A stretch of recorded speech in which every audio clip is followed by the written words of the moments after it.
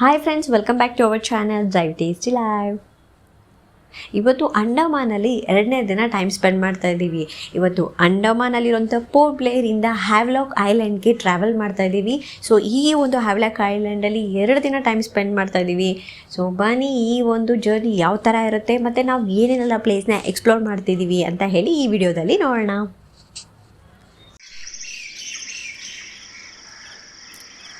ಇವಾಗ ಏನು ಟೈಮ್ ಇರ್ಬೋದು ಅಂತ ಹೇಳಿ ಗೆಸ್ ಮಾಡಿ. ಇದು ನೋಡ್ತಾ ಇದ್ರೆ ನಿಮ್ಗೆ ಅನಿಸ್ಬೋದು ಇದು ಒಂದು 5:30 ಅಥವಾ 6 ಅಂತ ಅನಿಸ್ಬೋದು. ಬಟ್ ಆ್ಯಕ್ಚುಲಿ ಇವಾಗಿನ ಟೈಮ್ ಬಂದು 4:45. ಅಂಡಮಾನಲ್ಲಿ 4:45 4:30 ಎಷ್ಟು ಬೇಗ ಬೆಳಕಾಗ್ಬಿಡುತ್ತೆ. ಹಾಗೆ 5:30 ಆಗ್ತಿದ್ದಂಗೆ ಕತ್ಲಾಗ್ಬಿಡುತ್ತೆ. ಇವತ್ತು ನಾವು 4:30 ಬೇಗ ಎದ್ದು ರೆಡಿಯಾಗಿ ಹೋಟೆಲಿಂದ ಚೆಕ್ಔಟ್ ಮಾಡಿ ನಾವಿವತ್ತು ಪೋರ್ಟ್ ಬ್ಲೇರಿಂದ ಹ್ಯಾವ್ಲಾಕ್ ಐಲ್ಯಾಂಡ್ಗೆ ಹೋಗ್ತಾ ಇದ್ದೀವಿ.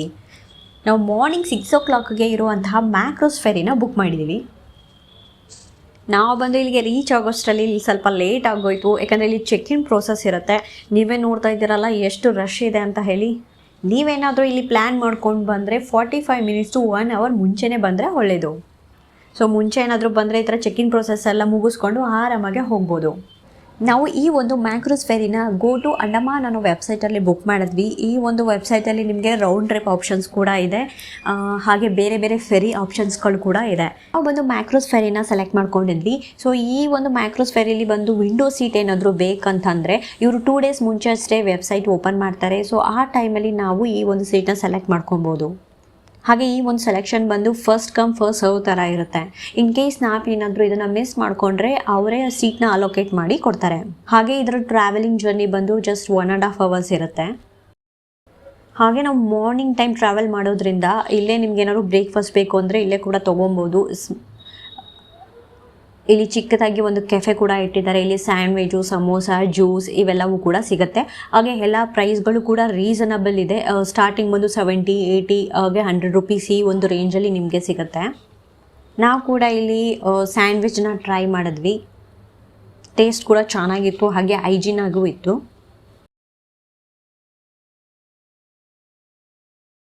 ಹಾಗೆ ಇಲ್ಲಿ ಬೇರೆ ಫೆರಿಸ್ಗಳು ಕೂಡ ರನ್ ಆಗುತ್ತೆ. ಮ್ಯಾಕ್ರೋಸ್, ಗ್ರೀನ್ ಓಷನ್ ಹಾಗೆ ನೌಟಿಕಾ ಅಂತ ಕೂಡ ಇದೆ. ಸೊ ನಿಮ್ಮ ಟೈಮಿಂಗ್ಸ್ ಹಾಗೆ ಬಜೆಟ್ಗೆ ತಕ್ಕ ಹಾಗೆ ನೀವು ಫೆರಿಸ್ನ ಸೆಲೆಕ್ಟ್ ಮಾಡಿ ಬುಕ್ ಮಾಡ್ಕೋಬೋದು. ಹ್ಯಾವ್ಲಾಕ್ ಐಲ್ಯಾಂಡ್ಗೆ ರೀಚ್ ಆಗ್ತಿದ್ದ ಹಾಗೆ ನಮಗೆ ಇಲ್ಲಿ ಕ್ಯಾಬ್ ಸಿಕ್ತು. ಸೊ ಕ್ಯಾಬಿಂದ ಡೈರೆಕ್ಟಾಗಿ ಹೋಗಿ ನಾವು ರೂಮ್ಗೆ ಚೆಕ್-ಇನ್ ಆಗಿ ಮತ್ತು ಅಲ್ಲೇ ನಾವು ಬೈಕ್ ರೆಂಟಲ್ಸ್ ಕೂಡ ತೊಗೊಂಡ್ವಿ. ಸೊ ನೀವೇನಾದರೂ ಹ್ಯಾವ್ಲಾಕ್ ಐಲ್ಯಾಂಡ್ಗೆ ರೀಚ್ ಆದರೆ ಇಲ್ಲಿ ಹೇಗಪ್ಪ ಟ್ರಾವೆಲಿಂಗ್ ಫೆಸಿಲಿಟೀಸ್ ಇರುತ್ತೆ ಅಂತ ಯೋಚನೆ ಮಾಡೋದೇ ಬೇಕಾಗಿಲ್ಲ. ಯಾಕಂದರೆ ಇಲ್ಲಿ ಕ್ಯಾಬ್ ಫೆಸಿಲಿಟೀಸ್ ಹಾಗೆ ಬೈಕ್ ರೆಂಟಲ್ ಫೆಸಿಲಿಟೀಸ್ ಕೂಡ ಸಿಗುತ್ತೆ. ನಾವು ಸ್ಟೇ ಇದ್ದಂಥ ರೆಸಾರ್ಟಲ್ಲಿ ಅವರೇ ಬೈಕ್ ರೆಂಟಲ್ಸ್ ಕೂಡ ಕೊಟ್ಟರು. ಸೊ ಹಾಗಾಗಿ ನಾವು ಅಲ್ಲೇ ಬೈಕ್ನ ಹೈಯರ್ ಮಾಡಿ ಇಲ್ಲಿರುವಂತಹ ಲೋಕಲ್ ಪ್ಲೇಸಸ್ಗಳನ್ನ ಎಕ್ಸ್ಪ್ಲೋರ್ ಮಾಡೋಕ್ಕೆ ಹೋಗ್ತಾ ಇದ್ದೀವಿ. ನಾವು ಸ್ಟೇ ಇರೋದು ಇಲ್ಲೇ. ಬನ್ನಿ ನಮ್ಮ ಸ್ಟೇಯಿಂಗ್ ರೂಮ್ ಯಾವ ಥರ ಇದೆ ಅಂತ ಹೇಳಿ ನೋಡೋಣ.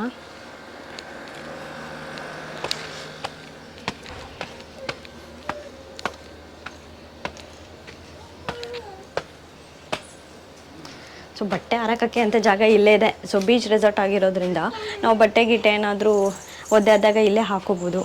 ಜೊತೆಗೆ ಈವ್ನಿಂಗ್ ಟೈಮ್ ಏನಾದರೂ ಆರಾಮಾಗಿ ಸ್ವಲ್ಪ ರಿಲ್ಯಾಕ್ಸ್ ಮಾಡೋಕ್ಕೆ ಇಲ್ಲಿ ಚೇರ್ಸ್ ಕೊಟ್ಟಿದ್ದಾರೆ. ಬಾಲ್ಕನಿ ಥರ ಚೆನ್ನಾಗಿದೆ. ಹಿಂಗೆ ಹೋದರೆ ಇಲ್ಲಿ ಆಪೋಸಿಟಲ್ಲೇ ಬೀಚ್ ಇರೋದು. ನಾವು ಇದೇ ರೂಮಲ್ಲಿ ಸ್ಟೇ ಇದ್ದೀವಿ. ರೂಮ್ ಸ್ಪೇಷಿಯಸ್ ಆಗಿ ಚೆನ್ನಾಗಿದೆ. ಏನಂದರೆ ಇದು 25 ಇಯರ್ಸ್ ಓಲ್ಡ್ ರೆಸಾರ್ಟ್. ಹಾಗಾಗಿ ಸ್ವಲ್ಪ ಹೋಟೆಲ್ಸ್ ಎಲ್ಲ ಹಳೆ ಥರ, ನಾವು ಸ್ಟೇ ಇರೋ ರೂಮ್ ಸ್ವಲ್ಪ ಹಳೆ ಥರ ಕಾಣಿಸುತ್ತೆ. ಅದು ಬಿಟ್ಟರೆ ಫೆಸಿಲಿಟೀಸು ಎಲ್ಲನೂ ತುಂಬಾ ಚೆನ್ನಾಗಿದೆ. ಹಾಗೆ ಬಜೆಟ್ ಫ್ರೆಂಡ್ಲಿ ರೆಸಾರ್ಟ್ ಅಂತ ಹೇಳ್ಬೋದು. ಜೊತೆಗೆ ಟಿ ವಿ ಕೊಟ್ಟಿದ್ದಾರೆ, ವೈಫೈ ಫ್ರೀ ಇದೆ, AC ಇದೆ, ಫ್ಯಾನ್ ಕೂಡ ಇದೆ.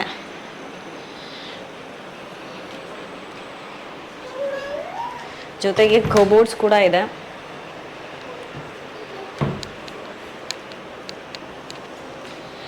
ಇದು ಬಂದು ಬಾತ್ರೂಮ್ ಇದೆ. ಇದು ಕೂಡ ಸ್ಪೇಷಿಯಸ್ ಆಗಿದೆ, ನೀಟಾಗಿ ಕ್ಲೀನಾಗಿದೆ. ನಾವಿದೇ ರೂಮಲ್ಲಿ ಸ್ಟೇ ಇರೋದು. ಡಾಲ್ಫಿನ್ ರೆಸಾರ್ಟ್ ಬಗ್ಗೆ ಹೇಳೋದಾದರೆ ಇದೊಂದು ಬಜೆಟ್ ಫ್ರೆಂಡ್ಲಿ ರೆಸಾರ್ಟ್ ಅಂತ ಹೇಳ್ಬೋದು. ಏನಾದರೂ ನಾರ್ಮಲ್ ಹೋಟೆಲ್ಸ್ ಎಲ್ಲ ಸ್ಟೇ ಇದ್ದಾಗ ಒಂಥರ ಅನಿಸುತ್ತೆ, ಏನಾದರೂ ಈ ಥರ ಐಲ್ಯಾಂಡ್ಗೆ ಬಂದಾಗ ಯಾವುದಾದ್ರೂ ಒಂದು ಬಜೆಟ್ ಫ್ರೆಂಡ್ಲಿ ರೆಸಾರ್ಟಲ್ಲಿ ಸ್ಟೇ ಇರಬೇಕು ಅಂತ ಅನಿಸುತ್ತೆ. ಬಟ್ ಎಲ್ಲರಿಗೂ ಬಜೆಟ್ಗೂ ಸೂಟ್ ಆಗೋದಿಲ್ಲ. ಸೊ ಹಾಗಾಗಿ ನಾವು ಸರ್ಚ್ ಮಾಡಿ ನಮಗೆ ಈ ಒಂದು ರೆಸಾರ್ಟ್ ಸಿಕ್ತು. ಜೊತೆಗೆ ಈವ್ನಿಂಗ್ ಟೈಮಲ್ಲಿ ಆರಾಮಾಗಿ ಸ್ವಲ್ಪ ಬೀಚಲ್ಲಿ ಟೈಮ್ ಸ್ಪೆಂಡ್ ಮಾಡಿಕೊಂಡು, ಇಲ್ಲೇ ರೆಸ್ಟೋರೆಂಟ್ ಕೂಡ ಇದೆ. ಜೊತೆಗೆ ನೀವೇನಾದ್ರು ಕ್ಯಾಂಡಲ್ ನೈಟ್ ಡಿನ್ನರ್ ಏನಾದರೂ ಬೇಕು ಅಂದರೆ ಅದು ಕೂಡ ಅರೇಂಜ್ ಮಾಡಿ ಕೊಡ್ತಾರೆ. ಕೇಕ್ ಕಟ್ಟಿಂಗು, ನಿಮ್ಮ ಆ್ಯನಿವರ್ಸರಿ ಸೆಲೆಬ್ರೇಷನ್, ಬರ್ಡೇ ಸೆಲೆಬ್ರೇಷನ್ಸ್ ಏನೇ ಇದ್ದರೂ ಕೂಡ ಇವರೇ ಕ್ಯಾಂಡಲ್ ಲೈಟು ಡಿನ್ನರು ಮತ್ತು ಕೇಕೆಲ್ಲ ಅರೇಂಜ್ ಮಾಡಿ ಕೊಡ್ತಾರಲ್ಲ. ಸೊ ಆ ಒಂದು ನೈಟ್ನೂ ಕೂಡ ಇಲ್ಲಿ ಟೈಮ್ ಸ್ಪೆಂಡ್ ಮಾಡ್ಬೋದು, ಅದು ಬೀಚಲ್ಲಿ. ಸೊ ಇದೊಂದು ಕೂಡ ತುಂಬ ಚೆನ್ನಾಗಿರುತ್ತೆ. ಬನ್ನಿ ಇನ್ನು ನಮ್ಮ ಬೀಚ್ ರೆಸಾರ್ಟ್ ಎಲ್ಲ ಯಾವ ಥರ ಇದೆ, ಇನ್ನೂ ಏನೇನು ಫೆಸಿಲಿಟೀಸ್ ಇದೆ ಅಂತ ನಾನು ನಿಮಗೆ ಈ ವಿಡಿಯೋದಲ್ಲಿ ಶೇರ್ ಮಾಡ್ತೀನಿ. ಇಲ್ಲಿ ನಮಗೆ ಕಾಂಪ್ಲಿಮೆಂಟರಿ ಬ್ರೇಕ್ಫಾಸ್ಟ್ ಸಿಕ್ತು. ಬ್ರೇಕ್ಫಾಸ್ಟಲ್ಲಿ ಬಂದು ಸೌತ್ ಇಂಡಿಯನ್ ಡಿಶ್ ಇತ್ತು. ಇದರಲ್ಲಿ ಇಡ್ಲಿ, ದೋಸೆ, ಪೂರಿ ಹಾಗೆ ಪರೋಟ ಕೂಡ ಇತ್ತು. ಫುಡ್ ಬಂದು ಟೇಸ್ಟಿಯಾಗಿತ್ತು, ಹಾಗೆ ಹೈಜಿನಾಗಿ ಚೆನ್ನಾಗಿ ಕೂಡ ಮಾಡಿದ್ದಾರೆ. ನನಗಂತೂ ಇಷ್ಟ ಆಯಿತು. ಹಾಗೆ ಇಲ್ಲಿ ರೆಸ್ಟೋರೆಂಟ್ ಇಲ್ಲೇ ಇರೋದ್ರಿಂದ ನೀವು ನೈಟ್ ಹೊತ್ತೇನಾದ್ರು ಡಿನ್ನರ್ ಟ್ರೈ ಮಾಡ್ಬೋದು ಅಂತಂದರೆ ಕೂಡ ಟ್ರೈ ಮಾಡ್ಬೋದು. ಬಟ್ ಪ್ರೈಸ್ ನನಗೆ ಸ್ವಲ್ಪ ಇಲ್ಲಿ ಕಾಸ್ಟ್ಲಿ ಅಂತ ಅನಿಸ್ತು.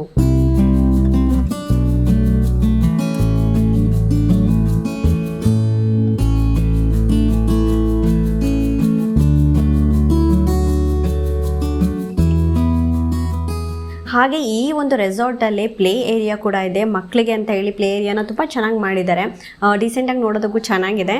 ಸೊ ಮಕ್ಳಿಗೂ ಕೂಡ ಈ ರೆಸಾರ್ಟಲ್ಲಿ ಒಂದು ಒಳ್ಳೆ ಟೈಮ್ ಸ್ಪೆಂಡ್ ಮಾಡ್ಬೋದು ಪ್ಲೇ ಏರಿಯಾ ಇರೋದ್ರಿಂದ.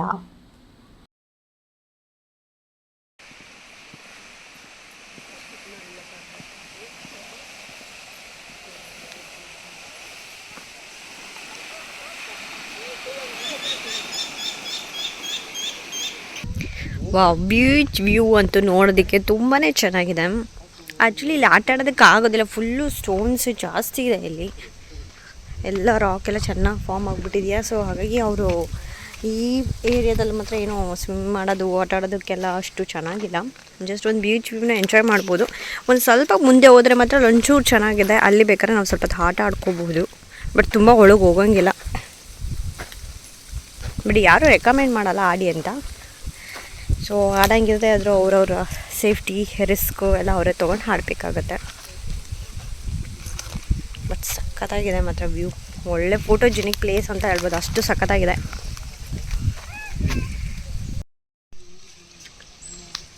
ಇಲ್ಲಿ ಸೀ ಸ್ನೇಕ್ಸು ಎಲ್ಲ ಇರುತ್ತೆ. ಸೊ ಹುಷಾರಾಗಿರಬೇಕು ಅಂತ ಹೇಳಿ ಬೋರ್ಡ್ ಕೂಡ ಹಾಕಿದ್ದಾರೆ. ಯಾಕಂದರೆ ಇಲ್ಲೆಲ್ಲ ಸ್ಟೋನ್ಸ್ ಎಲ್ಲ ಫಾರ್ಮ್ ಆಗಿದೆಯಲ್ಲ, ಸೊ ಎಲ್ಲಿ ಏನಿರುತ್ತೆ ಅಂತ ಎಲ್ಲ ಹೇಳೋಕ್ಕಾಗೋದಿಲ್ಲ. ಸೊ ಹಾಗಾಗಿ ಇದು ರೆಕಮೆಂಡ್ ಮಾಡೋದಿಲ್ಲ ಯಾರು ಸ್ವಿಮ್ ಮಾಡೋದಕ್ಕೆ.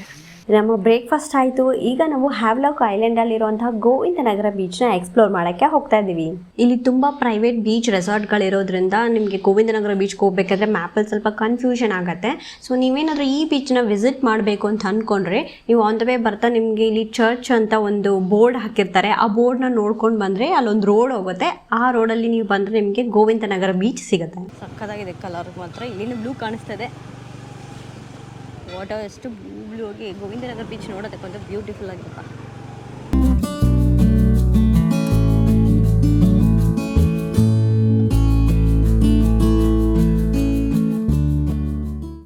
ಪ್ಲೇಸ್ ಅಂತೂ ನೋಡೋಕೆ ಸಿಕ್ಕಾಪಡೆ ಚೆನ್ನಾಗಿದೆ. ಬ್ಲೂ ವಾಟರ್ ಸಕ್ಕತ್ತಾಗಿದೆ. ನಾವು ಇದುವರೆಗೂ ಅಲ್ಲಿ ಎಲ್ಲ ಕಡೆ ಪೋರ್ಟ್ ಬ್ಲೇರಲ್ಲೂ ಕೂಡ ನೀವು ಈ ಥರ ಕಲರ್ ವಾಟರ್ ಸಿಕ್ಕೋದಿಲ್ಲ. ಬಟ್ ಗೋವಿಂದನಗರ ಬೀಚ್ ಅಂತೂ ಸಿಕ್ಕಾಪಡೆ ಚೆನ್ನಾಗಿದೆ. ವೈಟ್ ಸ್ಯಾಂಡ್ ಇದೆ. ಮೋಸ್ಟ್ಲಿ ಈ ಕಡೆ ಸೈಡಿ ಪ್ರೈವೇಟ್ ಬೀಚಸ್ಸು ರೆಸಾರ್ಟ್ಗಳೇ ಜಾಸ್ತಿ ಇರೋದ್ರಿಂದ ಸೊ ಆ ರೆಸಾರ್ಟಲ್ಲಿ ಸ್ಟೇ ಇರೋರಿಗೆಲ್ಲ ಹಾಗಾಗಿ ಪ್ರೈವೇಟ್ ಬೀಚ್ಗಳಲ್ಲೆಲ್ಲ ಆಟ ಆಡ್ಕೊಂಡು ಇದ್ಬಿಡ್ತಾರೆ.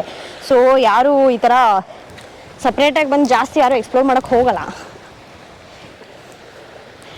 ಏನಂದರೆ ಅಲ್ಲಿ ಕರೆಕ್ಟಾಗಿ ಬೋರ್ಡ್ ಎಲ್ಲೂ ಹಾಕಿಲ್ಲ ಗೋವಿಂದನಗರ್ ಬೀಚ್ ಅಂತ ಹೇಳಿ. ಜಸ್ಟ್ ನಮ್ಮ ಮೇನ್ ರೋಡಿಂದ ಬರ್ತಾ ಅಲ್ಲಿ ಚರ್ಚ್ ಅಂತ ಒಂದು ಬೋರ್ಡ್ ಹಾಕಿದ್ದಾರೆ. ಅದನ್ನ ನೋಡ್ಕೊಂಡು ನಾವು ಅಲ್ಲಿಂದ ಒಳಗೆ ಬರಬೇಕು. ಅದು ನೋಡ್ಕೊಂಡು ಬಂದರೆ ಈ ಥರ ಬ್ಯೂಟಿಫುಲ್ಲಾಗಿ ಇದು ಸಿಗುತ್ತೆ. ಇನ್ನೊಂದು ಇದು ಸ್ಲೋಪು ಸ್ವಲ್ಪ ಡೌನ್ ಥರ ಮಡ್ ಹೀಗಿರೋದ್ರಿಂದ ಸ್ವಲ್ಪ ಆಟ ಆಡೋಕ್ಕೆ ಚೆನ್ನಾಗಿದೆ. ಬಟ್ ಯಾರು ಆಡ್ತಾನೇ ಇಲ್ಲ, ಯಾರು ಬಂದೇ ಇಲ್ಲ. ನಾವು ಅದಕ್ಕೆ ಸ್ವಲ್ಪ ಆಟ ಆಡ್ಕೊಂಡು ಟೈಮ್ ಸ್ಪೆಂಡ್ ಮಾಡ್ಕೊಂಡು ಹೋಗೋಣ ಅಂದ್ಕೊಂಡು ಬಂದಿದ್ದೀವಿ.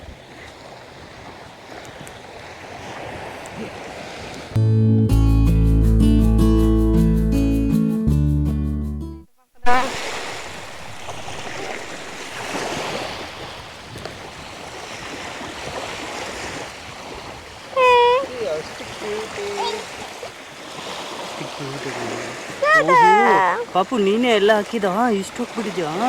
ಸ್ವಲ್ಪ ನಾನು ಹಾಕಿ ತೋರಿಸ್ದೆ, ಅವಳೇನೋ ಮಾಡ್ತಾವಳೆ. ನಾವಲ್ಲಿ ಈ ಥರ ಚಿಕ್ಕ ಚಿಕ್ಕದಾಗಿರುವಂಥ ಸಿ ವಾಟರಲ್ಲಿ ಇನ್ಸೆಕ್ಟ್ಸ್ಗಳನ್ನ ನೋಡ್ತಾ ಇರ್ಬೋದು. ಬಟ್ ಏನಂದರೆ ಇಲ್ಲಿ ಮಕ್ಕಳು ಆಡೋದಕ್ಕೆ ಅಷ್ಟು ಸೇಫ್ ಇರೋದಿಲ್ಲ. ಅಲ್ಲಲ್ಲಿ ಈ ಥರದನ್ನೆಲ್ಲ ನೋಡ್ತಿರೋದೇನೋ ಕಚ್ಚಿದ್ರೆ ಸ್ವಲ್ಪ ಪ್ರಾಬ್ಲಮ್ ಆಗ್ಬೋದು. ಬಂದರೆ ಏನು ಸುಮ್ಮನೆ ನಾರ್ಮಲ್ಲಾಗಿ ಒಂಚೂರು ಲೈಟಾಗಿ ಆಟ ಆಡ್ಕೊಂಡು ಹೋಗ್ಬೋದು ಅಷ್ಟೇ. ಇಲ್ಲಿ ಕಾಲಪತ್ತರ್ ಬೀಚ್ಗೆ ಹೋಗ್ಬೇಕಂದ್ರೆ ಮಾತ್ರ ವ್ಯೂಸ್ ಸಾಕಾಗಿದೆ.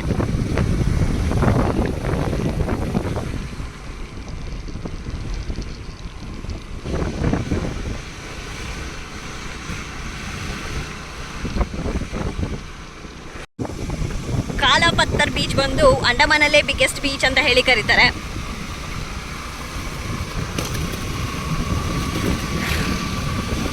ಆನ್ ದ ವೇ ಹೋಗ್ತಾ ಸಕ್ಕತ್ತಾಗಿರೋ ಸೀನರೀಸ್ನೆಲ್ಲ ನೋಡ್ಬೋದು, ತುಂಬಾನೇ ಚೆನ್ನಾಗಿದೆ.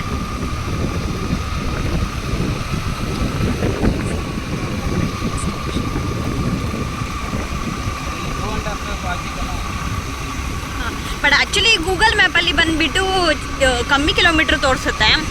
ಬಟ್ ಇಲ್ಲಿ ಹಾಕಿರೋ ಬೋರ್ಡ್ ಪ್ರಕಾರ ನೋಡಿದ್ರೆ ನಮಗೆ 2 ಕಿಲೋಮೀಟ್ರ್ ಎಕ್ಸ್ಟ್ರಾನೇ ತೋರಿಸ್ತಾ ಇದೆ.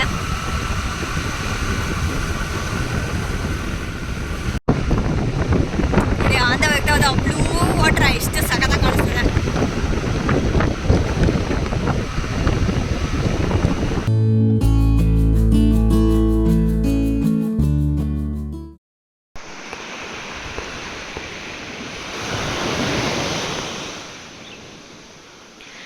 ಕಾಲಾಪತ್ತರ್ ಬೀಚ್ ಅಂತೂ ಫೋಟೋಜೆನಿಕ್ ಪ್ಲೇಸ್ ಅಂತಲೇ ಹೇಳ್ಬೋದು. ಇಲ್ಲಿ ತುಂಬ ಜನ ಚೆನ್ನಾಗೆಲ್ಲ ಡ್ರೆಸ್ ಮಾಡ್ಕೊಂಬಂದು ಫೋಟೋಸ್ ಎಲ್ಲ ಕ್ಲಿಕ್ ಮಾಡ್ಕೊತಾ ಇದ್ದಾರೆ. ಹಾಗೆ ಇಲ್ಲಿ ಫೋಟೋಗ್ರಫಿ ಫೆಸಿಲಿಟೀಸ್ ಕೂಡ ಇದೆ. ಸೊ ನಿಮಗೆ ಅಲ್ಲಿ ಕಾಲಾಪತ್ತರ್ ಬೀಚ್ ಫ್ರಂಟೆಲ್ಲ ನಿಂತಿರ್ತಾರೆ. ನೀವೇನೋ ಫೋಟೋ ಶೂಟ್ ಮಾಡಿಸ್ಕೋಬೇಕು ಅಂತ ಹೇಳಿದ್ರೆ ಅವರೇ ಬಂದು ಇಲ್ಲಿ ಫೋಟೋಗ್ರಫೀಸ್ ಏನಿದೆ ಎಲ್ಲನೂ ನೋಡ್ಕೊತಾರೆ.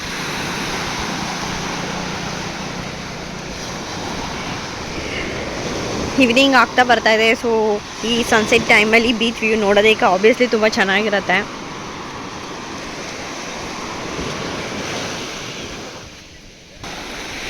ನೋಡಿ, ಅಂಡಮಾನಲ್ಲಂತೂ ಈವ್ನಿಂಗ್ 5:30 ಆಗ್ತಿದ್ದಂಗೆ ಬೇಗ ಕತ್ಲಾಗ್ಬಿಡತ್ತೆ. ಮಾರ್ನಿಂಗ್ 4:30ಗೆಲ್ಲನೇ ಬೇಗ ಬೆಳಕು ಕೂಡ ಆಗಿಬಿಡುತ್ತೆ. ಸೊ ಹಾಗಾಗಿ ಮೋಸ್ಟ್ಲಿ 5:30, 6 o'clock ಮೇಲೆಲ್ಲ ಬೀಚೆಲ್ಲ ಜಾಸ್ತಿ ಎಕ್ಸ್ಪ್ಲೋರ್ ಮಾಡೋದಕ್ಕೆ ಆಗೋದಿಲ್ಲ.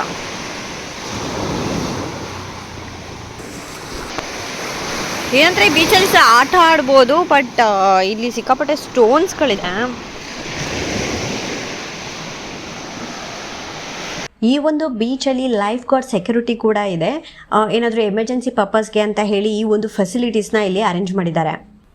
ನಿಮಗೆ ಈ ಬೀಚ್ ಹತ್ರನೇ ಚಿಕ್ಕ ಚಿಕ್ಕದಾಗಿ ಸ್ಟಾಲ್ಸ್ಗಳನ್ನೆಲ್ಲ ಹಾಕಿದರೆ ಇಲ್ಲಿ ನಿಮಗೆ ಮ್ಯಾಗಿ, ಜ್ಯೂಸು ಮತ್ತು ಸ್ನ್ಯಾಕ್ಸ್ ಇವೆಲ್ಲವೂ ಕೂಡ ಸಿಗ್ತವೆ.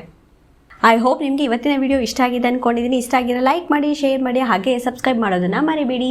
Will see you in the next video. Till then take care, bye.